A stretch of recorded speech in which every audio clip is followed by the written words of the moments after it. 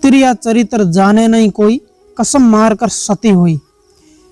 दोस्तों, ये कहावत ऐसे ही नहीं बनी है, इसके पीछे एक लंबी कहानी है। इस कहावत का अर्थ है कि स्त्री का चरित्र एक अबूझ पहेली है, उसे कोई नहीं जान सकता। वह जलेबी की तरह जटिल व्यक्तित्व की स्वामिनी है, जो चरित्रहीन होते हुए भी सती सावित्री दिखने का प्रयास करती है। वह अपने पति को मारकर सती होने का भी स्वांग रच सकती है, पर ऐसा चरित्र समस्त स्त्रियों का होना जरूरी नहीं है। कुछ स्त्रियां ऐसे ही चरित्र की मालकिन होती हैं, समस्त नहीं होती हैं।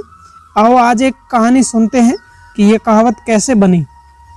पंपापुर नामक एक राज्य था, जहाँ एक विलासय नामक एक राजा राज करता था। राजा का जैसा नाम था वैसे ही उस राजा के गुण थे, अर्थात एक विलासी राजा था।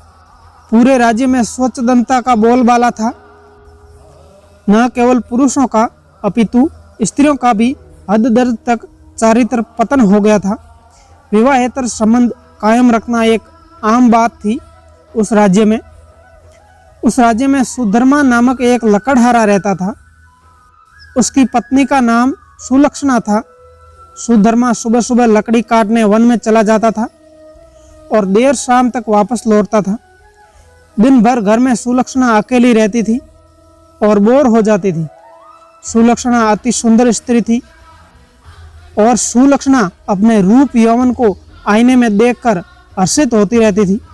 शाम को सुधर्मा थका हारा आता था और खाना खाकर जल्दी ही सो जाया करता था। सुलक्षणा घर का काम निपटा कर और सज संवर कर सेज पर आती थी। तब तक सुधर्मा खराटों की दुनिया में सैर करने चला जाता था, अर्थात नींद आ जाती थी। बेचारी सुलक्षणा मन मचोड़कर सेज पर तड़पती रह जाती थी। उसका तड़पता यौवन खून के आंसू रोने लगता था। घर गृहस्थी का सारा सामान सुलक्षणा ही लाती थी। एक दिन सेठ कहीं गया हुआ था और उसकी दुकान पर उसका नौजवान पुत्र चितामणि बैठा था। वह सुंदर तथा बलिष्ठ था। सुलक्षणा उसकी जवानी पर फिदा हो गई। सेठ के बेटे चितामणि ने भी सुलक्षणा जैसी सुंदर और सुंडोल स्त्री पहली बार देखी थी, इसलिए वह भी सुलक्षणा की ओर आकर्षित हो गया। दो जवान प्यासे दिल मिल गए तो अब बदन मिलना ही आवश्यक हो गया था। चितामणि ने एक मिलने का स्थान भी खोज लिया। सुलक्षणा रोजाना सुधर्मा के सो जाने पर चितामणि से मिलने जाने लगी और वह सुबह होने से पहले वापस आ जाती थी। सुलक्षणा और चितामणि की रंग रंगेलियां बहुत तेजी से चलने लगी। एक दिन सुधर्मा जंगल में लकड़ी काटने गया तो उसने देखा कि एक साधु बेहोश पड़ा है। सुधर्मा ने उस साधु पर ठंडे जल के कुछ छींटे मारे तो साधु ने आंखें खोल दी। सुधर्मा ने साधु को बिठाया और ठंडा जल पिलाया तो उसमें कुछ जान आ गई। थोड़ी देर बाद उसे खाना भी खिलाया तो उसके बदन में थोड़ी सी ताजगी आ गई और वह चलने लगे। सुधर्मा ने साधु से आग्रह किया कि कुछ दिन वह उसका आतिथ्य स्वीकार करे।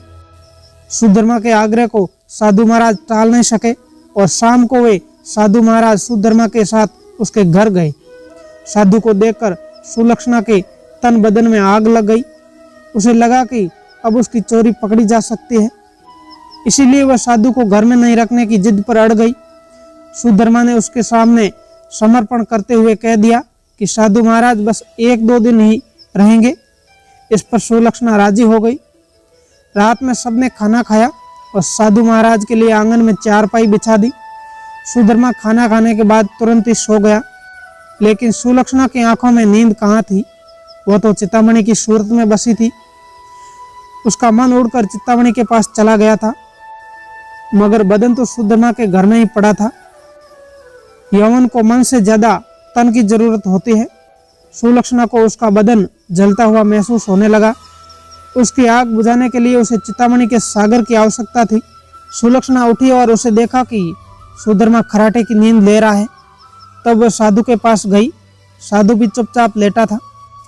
सुलक्षणा ने साधु को सोते हुए देख वह सज संवर कर चितामणि से मिलने चली गई। साधु एक अनजान व्यक्ति के घर में ठहरा था और सुलक्षणा ने उसे बड़ी मुश्किल से घर में रहने दिया था, जबकि उसने यहाँ रहने के लिए कहा ही नहीं था। सुलक्षणा के व्यवहार को देखकर साधु ने सोचा, इस दाल में कुछ काला जरूर है। साधु महाराज मन में सोचते ही रह गए, इसलिए उसे नींद नहीं आई और उन दोनों की क्रियाकलाप देखता रहा। जब सुलक्षणा साधु के पास आई तब साधु महाराज चुपचाप लेटे रहे। उसने सुलक्षणा को बंद सवर कर कहीं जाते हुए देख लिया था, मगर वह चुपचाप लेटे रही। साधु महाराज ने यह भी देख लिया था कि वो भोर होने से पहले सुलक्षणा वापस घर आ गई थी। साधु महाराज को सारा माजरा समझ में आ गया था। दूसरे दिन सुधर्मा जब जंगल से लौटा तो साधु ने उसे अपनी पत्नी से सावधान रहने को कहा और यह भी कहा कि उसकी पत्नी किसी से मिलने रात को कहीं जाती है। इस पर सुधर्मा को सुलक्षणा पर बहुत गुस्सा आया और उसने सुलक्षणा को मारा पीटा भी बहुत। उसने सुलक्षणा को एक खंबे से बांध दिया और सो गया। सुधर्मा के मकान के पड़ोस में हरिराम नाई रहता था, जिसकी पत्नी का नाम सुशीला था। सुलक्षणा की तरह सुशीला भी एक चरित्रहीन स्त्री थी। उसका भी एक यार था। क्योंकि दोनों एक ही नाव पर सवार थी, इसलिए दोनों घनिष्ठ सहेली बन गई थी। दोनों सहेलियां एक दूसरे का संदेश लाने ले जाने में काम किया करती थी। इसीलिए दोनों स्त्रियां एक दूसरे से प्रेमियों से भली भांति परिचित थी। उस रात जब काफी देर तक सुलक्षणा नहीं आई तो चितामणि को चिंता होने लगी। चितामणि भागा भागा सुशीला के पास आया और सुलक्षणा को बुला लाने के लिए सुशीला से कहने लगा। सुशीला सुलक्षणा के घर गई तो उसे खंबे से बांधा पाया। तब सुलक्षणा ने सारी कहानी बता दी। सुशीला ने चितामणि का संदेश सुलक्षणा को दिया तो सुलक्षणा ने अपने बंधे होने की मजबूरी बता दी। इस पर सुशीला ने कहा, ऐसा कर, मैं तेरे बंधन खोल देती हूँ, तू चितामणि से मिला तब तक मैं इस खंबे से बंधी रहती हूँ। उसके इस प्रस्ताव पर सुलक्षणा मंजूर हो गई और वो अपनी जगह सुशीला को बांधकर चितामणि से मिलने चली गई। साधु महाराज ये सब खटराक देख सुन रहे थे, मगर वे चुपचाप खाट में दम साधे पड़े रहे। रात में जब सुधर्मा की नींद खुली तो उसे सुलक्षणा पर थोड़ी दया आई और सुधर्मा ने सोचा कि उसे कुछ ज्यादा कठोर दंड दे दिया है, अब सुलक्षणा को खोल देना चाहिए। लेकिन मन ने कहा, अगर वह फिर से अपने प्रेमी से मिलने चली गई तो। अब इस सवाल का कोई जवाब नहीं था उसके पास।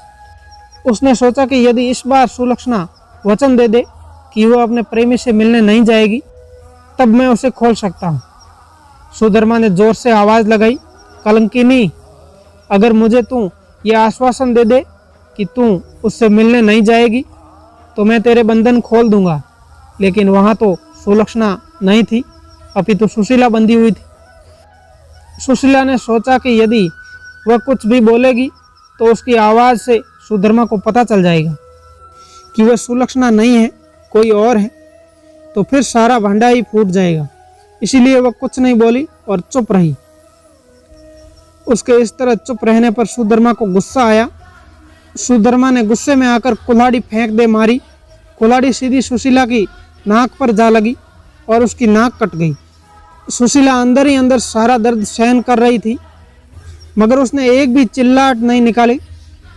कुल्हाड़ी फेंक कर मारने से सुधर्मा का गुस्सा थोड़ा ठंडा हो गया और वह सो गया। उधर सुलक्षणा आज जल्दी ही वापस आ गई और जल्दी जल्दी सुशीला के बंधन खोल डाले। तब सुशीला ने अपनी कटी हुई नाक दिखाई और सारी बातें सुना डाली। सुलक्षणा यह देखकर और सुनकर कांप उठी, मगर अब क्या हो सकता है। सुशीला अपने घर को चली और सुलक्षणा फिर से उसी खंबे से बंधी खड़ी हो गई। साधु बाबा चारपाई पर पड़े पड़े ये सारा तिर्य चरित्र देख रहे थे।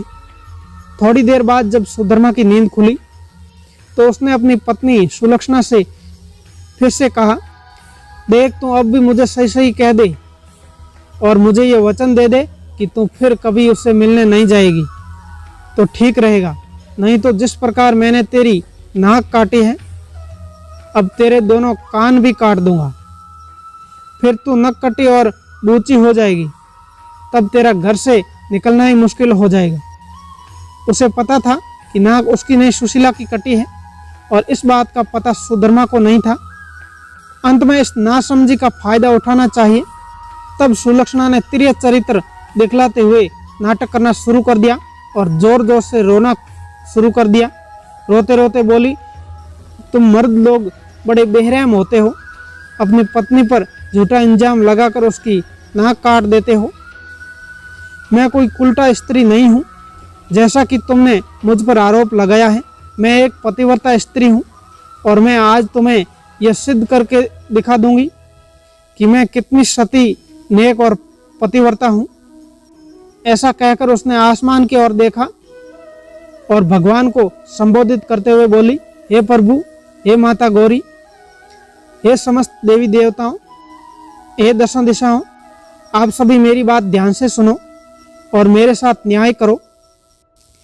मैं यदि तन मन और वचन से एक पतिव्रता और सती स्त्री हूँ तो मेरे पति ने मुझ पर बदन चलन होने का आरोप लगाकर जो मेरी नाक काटी है वह नाक फिर से जुड़ जाए और एक पतिव्रता स्त्री क्या होती है यह पूरे जग को पता चल जाए और वह ओम नमो भगवते वासुदेवाय नमः का जाप करने लगी।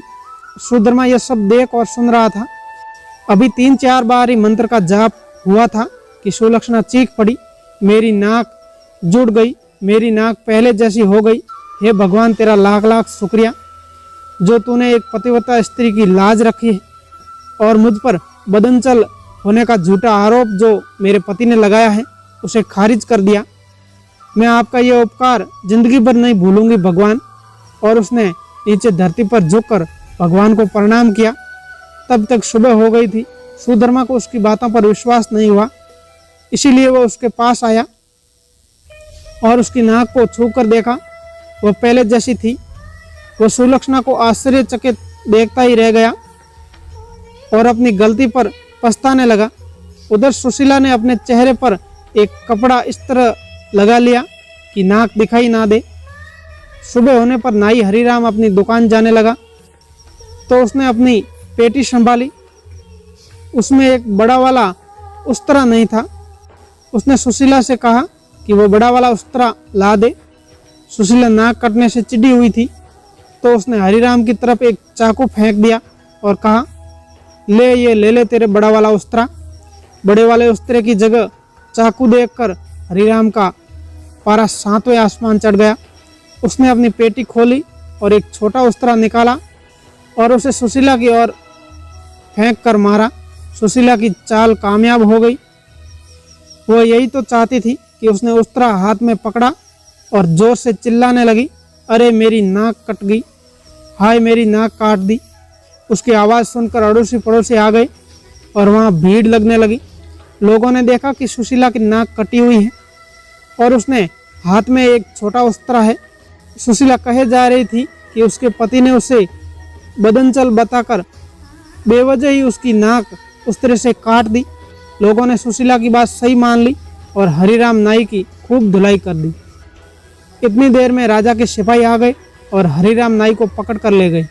राजा की अदालत में मुकदमा चला। सुशीला ने स्वयं को सती सावित्री पतिव्रता बताते हुए अपने पति पर आरोप लगाया कि उसने उसे बदनचल बताकर उसकी नाक उस्तरे से काट ली है।